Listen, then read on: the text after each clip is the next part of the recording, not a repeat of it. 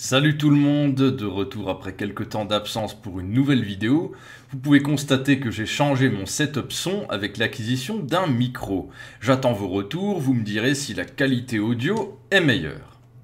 Je reprends mon propos sur les œuvres méconnues de Max Stirner, voici l'épisode 5, et je suis en mesure de préciser avec plus de certitude grâce à mon travail de recherche que Stirner a écrit, en dehors de l'unique et sa propriété et de son histoire de la réaction, 90 petits fragments qui sont recoupés dans une douzaine d'articles. Personnellement, j'en compte exactement 11, mais cette classification est sujette à débat et peut largement être remise à question. Aujourd'hui, je vais particulièrement m'intéresser à un article singulier, à savoir la réponse à Kuno Fischer, ou plus exactement, la réponse aux sophistes modernes de Kuno Fischer, de 1847. Plusieurs choses à expliquer.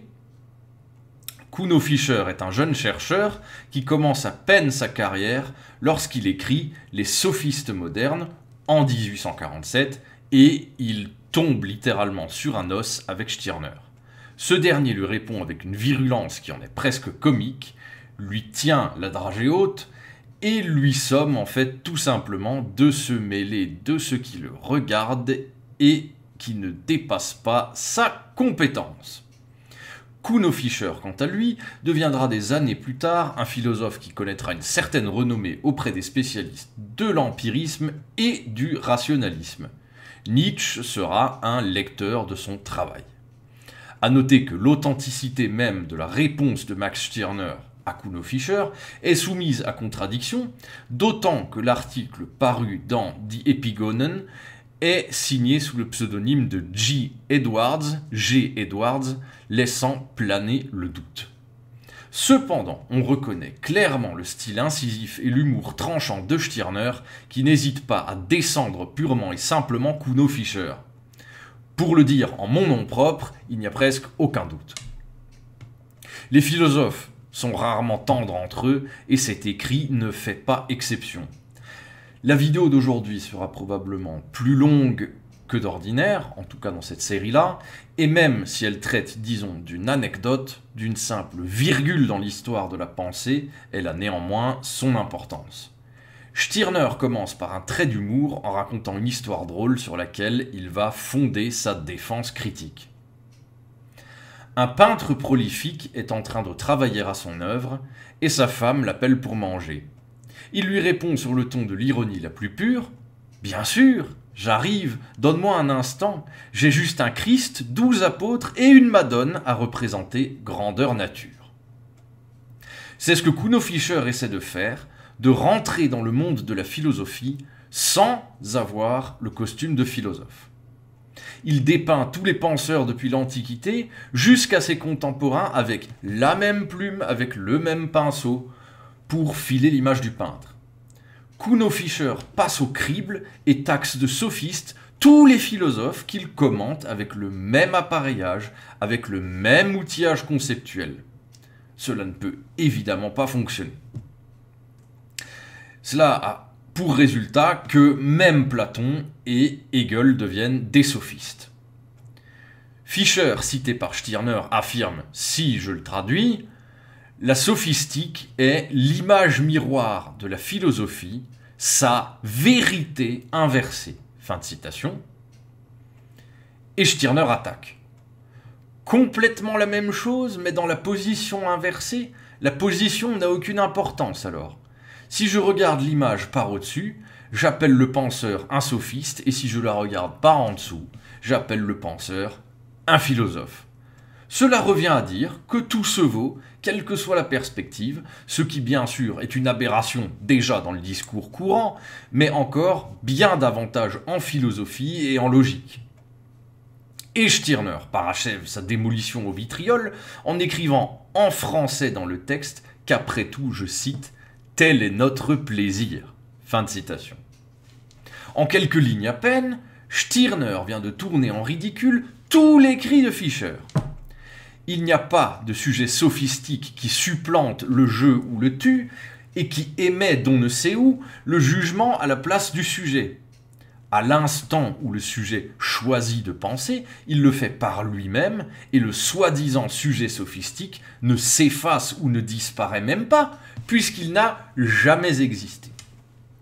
Stirner précise encore, être le maître de sa propre pensée n'a rien de spécial.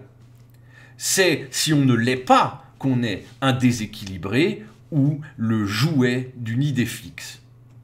Il y a bien sûr un monde et une puissance en dehors du sujet et du philosophe, mais ce n'est pas à partir de la nature agissante ou de Dieu que le sujet stirnerien se fonde. Un sujet dont la pensée serait complètement erratique, aléatoire et surtout différente de lui ne peut se fonder en rien. En revanche, les pensées sont des choses dont le sujet se distingue. Celles du passé sont des objets pour moi que je peux convoquer et utiliser, et celles du futur sont, très belle expression, des œufs non encore éclos. Des œufs non encore éclos. Dans un dialogue interne à soi, d'après Fischer, je ne suis qu'un sujet aléatoire particulier. Mais d'après Stirner, si je deviens le sujet nécessaire à moi-même, alors je deviens le seul sujet légitime. Le sujet de Fischer est tellement ballotté, tellement faible, qu'il pourrait se voir légitimé par la Lune. Pour Stirner, c'est une question absurde de chercher à savoir si le sujet est aléatoire, changeant ou nécessaire, s'il est un sujet ou le sujet. Le sujet est nécessaire simplement parce qu'il est là et qu'il se rend nécessaire. Dans une humanité de sujets aléatoires, il n'y aurait plus un seul sujet, plus un seul homme. Je précise quand même qu'on philosophe ici à l'aide d'une pensée radicale qui assène des coups violents.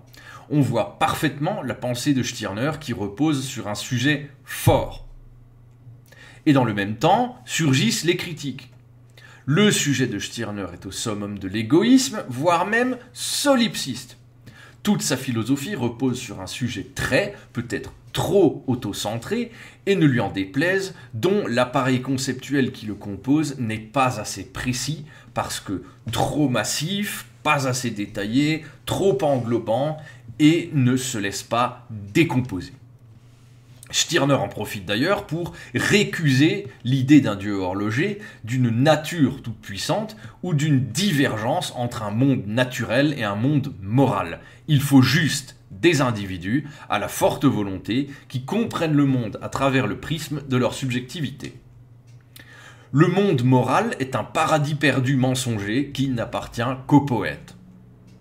S'en suivent des exemples religieux et politiques sur lesquels je ne m'attarde pas, qui montrent qu'une idéologie permet de détourner les individus d'eux-mêmes, qui, à défaut de leur faire subir un plus grand bien, les détourne juste de leur subjectivité. Kuno Fischer n'a probablement rien compris au philosophe, puisque son homme naturel ne comprend rien non plus à l'esprit de Dieu. Kuno Fischer affirme contre Stirner, non sans élégance, que, je cite, « La relation critique démolit le sujet, elle est le néant définitif de toutes les pensées qui secouent le monde, elles ont expiré dans l'égoïsme absolu de l'unique. Peter Schlemihl a perdu son ombre. » Fin de citation. Vous remarquerez que le niveau langagier, même traduit, est superbe. Peter Schlemihl, pour le préciser, est un homme qui vend son ombre au diable contre une valise sans fond. L'histoire fantastique a été écrite par Adelbert von Chamisso en 1813. Par conséquent, selon Fischer, l'homme de Stirner est tellement solipsiste qu'il n'a même plus d'ombre projetée sur le monde. Son homme est un non-homme, comme le vampire des romantiques qui n'a plus de reflet dans le miroir. Vous vous en doutez, la contre-offensive stirnerienne ne se fait pas attendre. C'est certes très beau, mais inadapté. L'ombre de Peter Schlemihl n'est rien d'autre que son unique, la connaissance et le sens de lui-même métaphoriquement. C'est en perdant cet aspect métaphorique de lui-même qu'il devient l'homme sophiste et le sujet indéterminé de Fischer. En somme, pour Stirner, l'homme qui perd son unique et son ombre devient l'homme sophistique naturel, ou encore le sujet aléatoire de Fischer et devient par conséquent l'ombre de lui-même. L'individu unique ne démolit pas le processus de pensée, il le laisse simplement suivre son cours, sans altérer le noyau dur de ce qui fait l'unique du sujet. On peut encore entrevoir une once de solipsisme dans cette description de Stirner. Si le sujet veut s'assumer comme tel à l'état de majorité et conserver coûte que coûte son caractère unique, il y a une inaltérabilité couplée à une inaliénation forcée de ce qui fait le sujet tel qu'il est. C'est au sujet de poser ses propres problèmes. Il n'en a cure des problèmes qui déchirent le monde dans sa totalité. Il s'en moque même. Un principe extérieur édicté par la société n'est qu'un prétexte pour enfermer le sujet dans une extériorité qui l'empêche de demeurer unique. Ceux qui ne suivent pas la doxa ne sont que des marginaux, des hommes détestables aux yeux de l'Église et de l'État, mais l'homme unique doit faire face à ces critiques. Fischer va donc inclure Stirner lui-même au rang des sophistes. Stirner s'empresse de préciser qu'il ne se sent ni flatté ni insulté de cette appellation parce qu'elle est vide de sens. Une des critiques de Fischer s'avère anachronique puisque Stirner avait publié L'unique et sa propriété avant l'ouvrage de Bauer supposé l'avoir inspiré. Mauvais point pour Fischer puisque c'est une erreur grossière qui a tendance à discréditer les intellectuels d'abord entre eux puis dans l'absolu. Une fois encore, Stirner affirme qu'il n'y a pas trace d'un égoïsme absolu et déshumanisant dans son œuvre, que le message stirnerien est le suivant, sois un homme, pas un monstre inhumain, et que c'est à partir de là que se construit un éventuel catéchisme moral de l'humanité. De même que le problème est qu'on ne peut opposer l'égoïsme à l'humanisme ou le monstre inhumain à l'homme, puisque dans les deux cas et en toute rigueur, l'égoïste et le monstre sont toujours des hommes. Stirner dit que, grâce à l'appropriation de l'histoire des hommes, de la pensée et du monde, le sujet devient unique. Cette manière de faire est donc anti-solipsiste, mais il convient de remarquer qu'il prend et ne rend rien dans ce processus. Comme un aspirateur, le sujet stirnerien, pour être unique, reste replié sur lui-même. Ce qui n'est pas dramatique, puisque l'homme de Stirner n'a pas pour vocation à devenir un modèle pour les autres hommes. Aucun homme ne doit en imiter un autre, sous peine de perte de caractère unique. Il n'y a pas de règle générale pour devenir unique, si ce n'est, à la rigueur, soit un homme devient individu et unique. Je me rends bien compte que je me situe là aux frontières de la tautologie, d'un raisonnement tautologique, d'où la difficulté à chaque fois réaffirmée de comprendre et de commenter Stirner. L'humanité et ses normes universelles exercent un véritable terrorisme contre l'individu qui devient un monstre.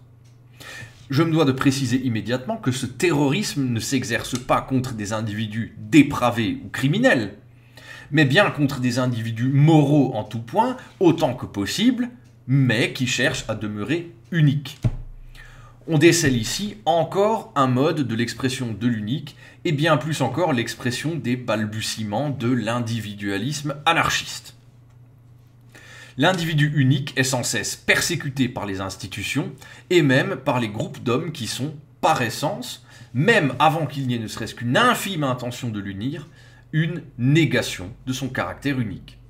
On peut tout à fait faire le rapprochement entre l'athéisme de Stirner et le christianisme de Kierkegaard lorsque ce dernier affirme, hurle même, je cite, « La foule est le mensonge ». Fin de citation.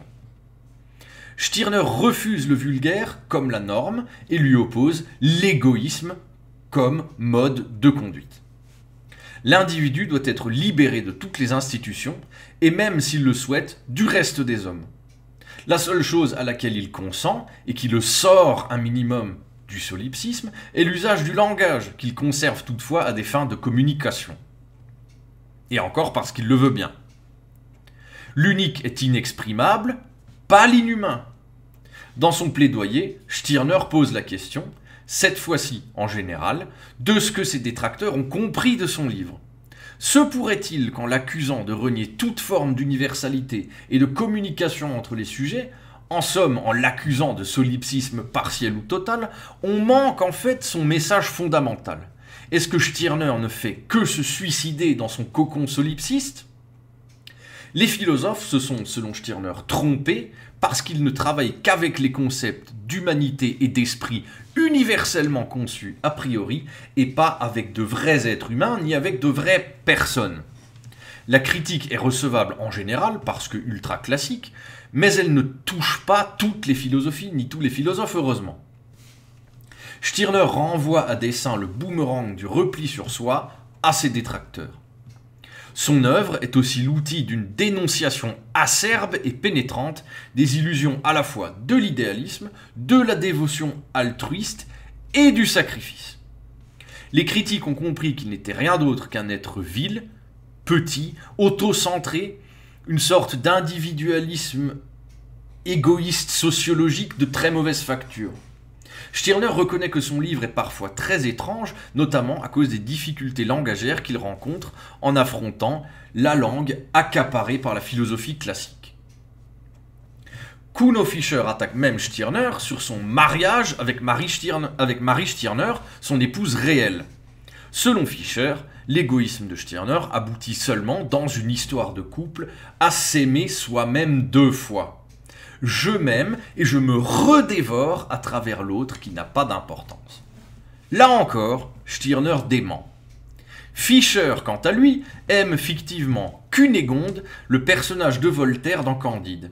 Mais, au final, si on en croit la teneur de cet amour sophistique, chacun n'aime l'autre que par dévotion pour ne pas lui faire de mal, ce qui aboutit nécessairement à une union de dupes entre 2 êtres qui, par effet d'imitation, ne font que reproduire ce que l'autre fait. Cet amour n'en est pas un du tout. Je reprends encore une phrase de Kierkegaard dans Ou bien, un amour sans passion n'est rien d'autre qu'un beau gâchis. Un mariage par double pur altruisme n'est donc que pur néant ou vue de l'esprit, et Stirner invite Fischer à aller chercher une pareille chimère dans une maison d'aliénés. Stirner affirme que les individus authentiques, sans artifice, crus, dit-il même, c'est-à-dire sans assaisonnement, cherchent l'amour parce qu'ils veulent l'amour, ressentent de l'amour, parce que l'amour est plaisant pour l'esprit et les sens, et que dans l'amour d'un autre être, on s'apprécie également plus soi-même.